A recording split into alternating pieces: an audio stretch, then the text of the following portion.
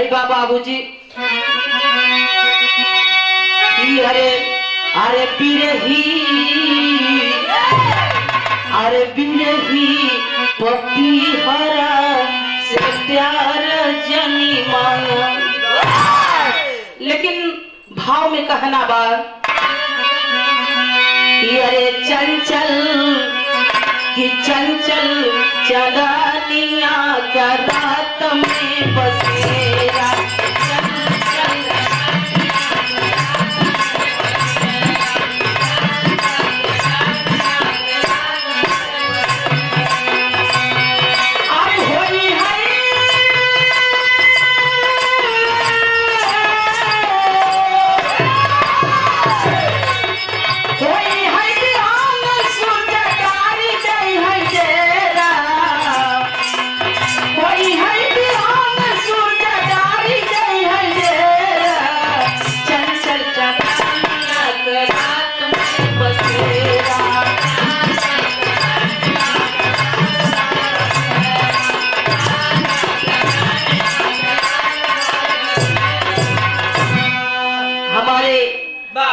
मशहूर हारमोनियम वादक भैया ना सबका परीक्षा नहीं जात बा अजय परीक्षा में पास हो जाए इनके चरणों को धूल बने यही कौनो बात ना है। परीक्षा से कभी मुंह ना मोड़े ये समय की बात है। हमारे सम्मानित है हमारे यहाँ आए हमारे अतिथि है हमारे भगवान है दोनों कलाकार। लेकिन कहना बा हमारे विजय हारमोनियम मास्टर भैया के तरफ से 51 रुपये पुरस्कार बा। हमारे भैया का बात की बनी रहे कहीं तो भैया तू संकोच नहीं करा कहना बा क्या बात है। अरे समय से शाम होला समय से सवेरा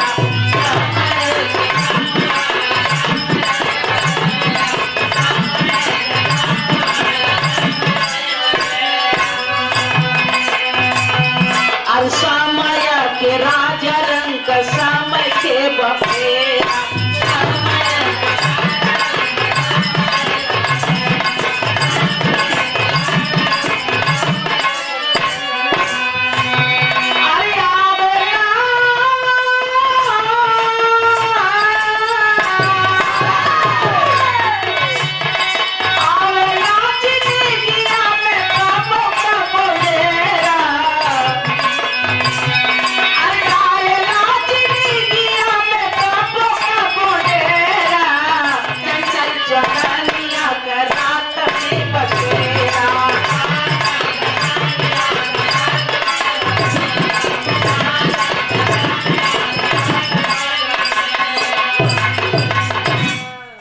कहना बाबूजी समय की बात है जैसे कि बताएं कि ऐसा समय आई गई कि ई हो कि अब केहू का दर्शन मिले ना क्यों केहू के लगे खड़ा हुए क्यों केहू से बात करे काहे से कि हवा के साथ कोरोना फैलत बा।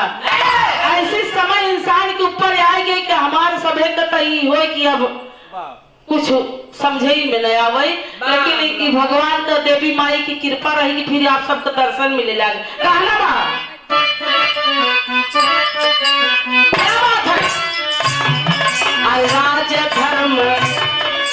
राज धर्म देश धर्म धर्म वायने कहूं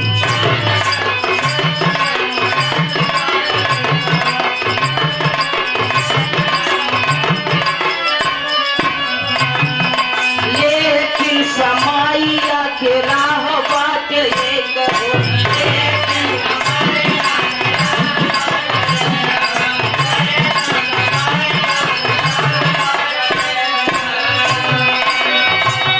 अरे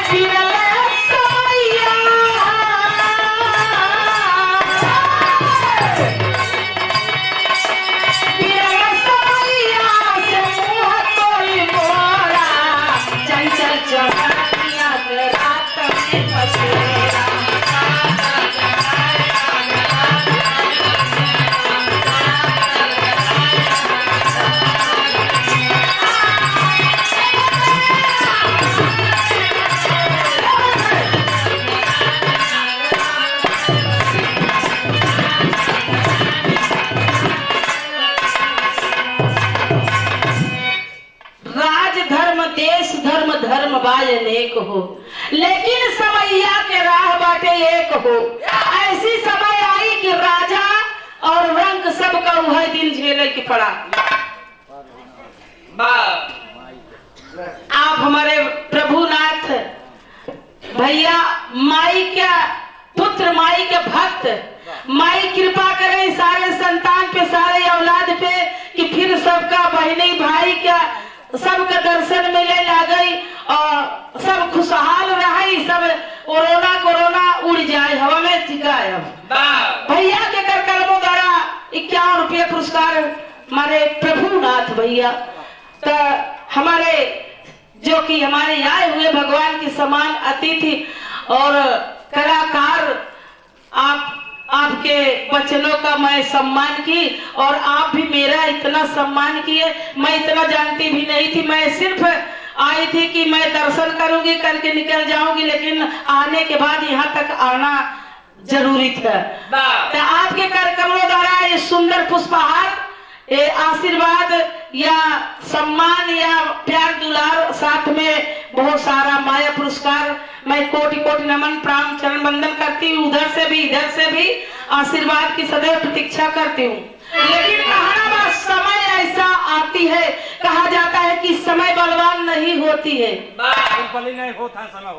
समय बलवान होती है, पुरुष नहीं बलवान होते हैं। इसलिए समय किसी का इंतजार नहीं करती है।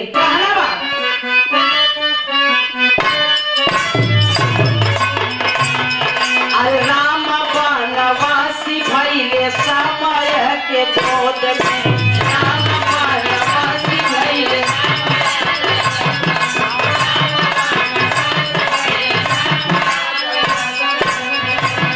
हमारी गईले भूप देखा पुत्र के वियोग में, हमारी गईले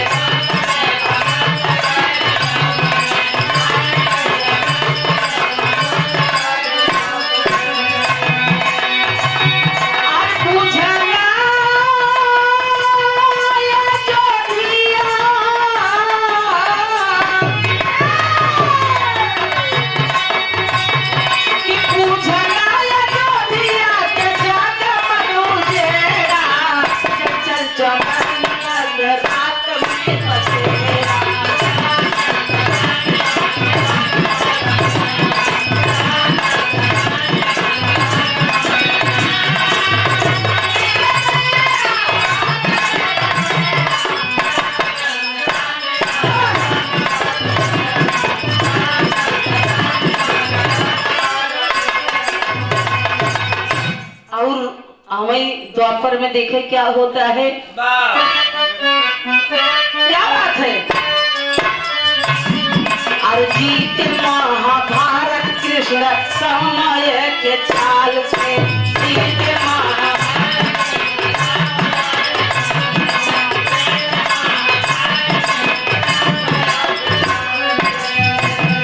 अम्बानी गई वीर पानी चक्र और ढाल से,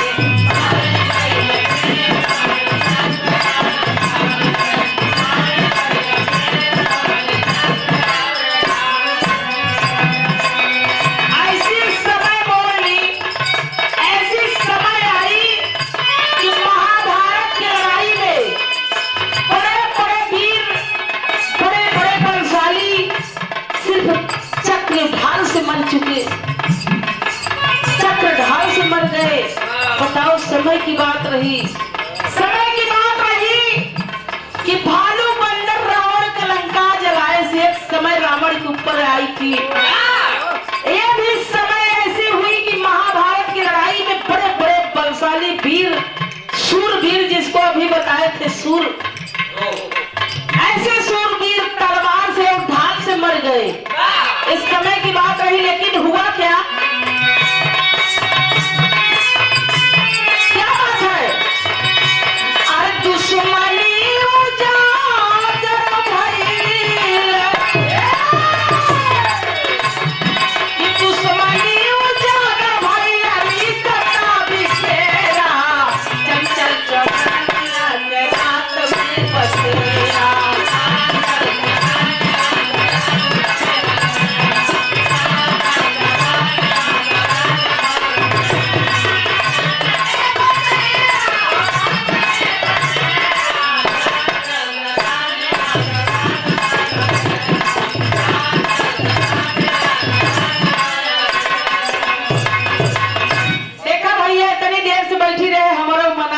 रहा, लेकिन हमारा मतलब पूरा कह दे हमारे भैया ये बच्चा मंजीत ढोलक इतना बढ़िया बजाओ था।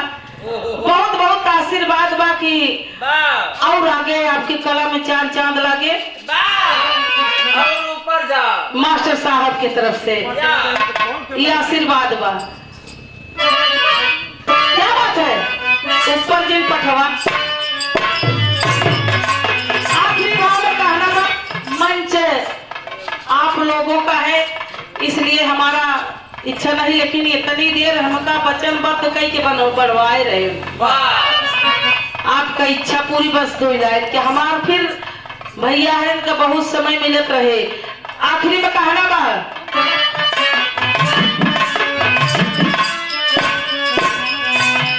अरे गुरु गणेश राम लाल भइले सपना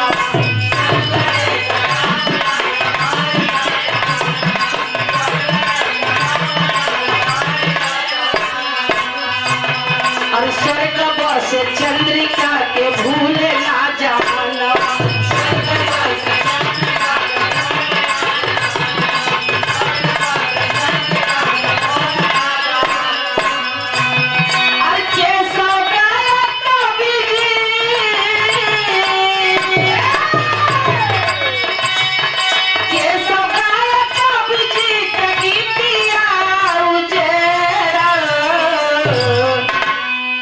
चंचल चदानिया का रात में बसे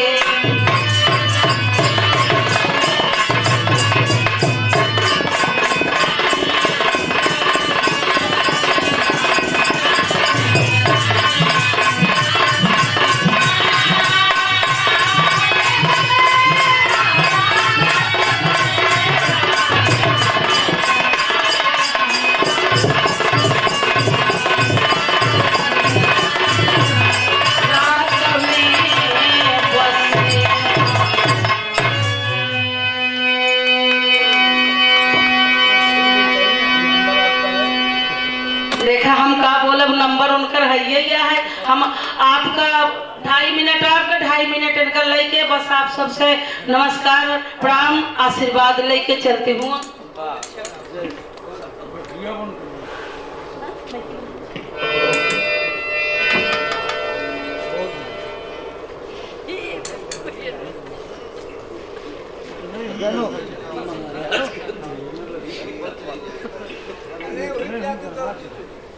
अब तक घर सोए हम तो ये बनती है